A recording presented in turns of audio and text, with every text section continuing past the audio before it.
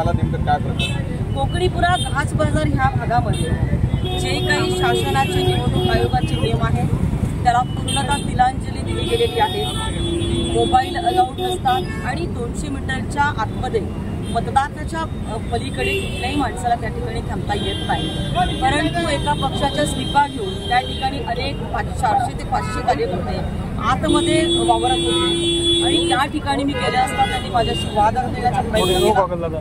ह्या ठिकाणी अशा पद्धतीने दादागिरी करून वक्तव्यदारी करून त्या ठिकाणी ह्या देशामध्ये अशा पद्धतीचं मतदान मिळवण्याचा कोणी प्रयत्न करत असेल तर चुकीचं आहे। हे हिंदुस्थान आहे आणि हिंदुस्थानमध्ये जर माझ्यासारख्या हिंदू भगिनीलावरती मी गेल्यानंतर मी ते लोकप्रतिनिधी असताना जर माझ्यावरती कोणी हल्ला करण्याचा प्रयत्न करत असेल, मला कोणी त्रास देण्याचा प्रयत्न करत असेल तर हे अत्यंत चुकीचं आहे, थांबून येणार नाही। कोण हल्ला करण्याचा प्रयत्न केला? काही लोक त्या ठिकाणी जमलेले होते, त्या ठिकाणी मोठ्या प्रमाणामध्ये जमाव अचानक जमला आणि त्या ठिकाणी त्यांनी घोषणाबाजी करायला सुरुवात केली, मला अरेरावी करायला सुरुवात केली आणि अशा पद्धतीचे जर विषय असतील तर ते आम्ही खपवून घेणार नाही।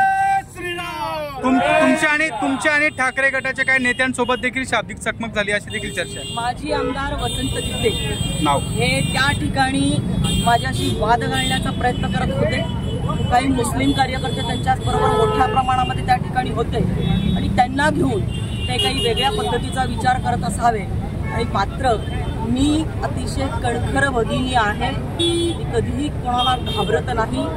मी प्रामाणिक पद्धतीने सगळ्यांचं काम करण्याचा प्रयत्न करते आणि या लोकशाहीच्या उत्सवामध्ये जर कोणी कायदा हातात घेऊन दंडेलशाही करत असेल तर ते खपवून घेणार नाही।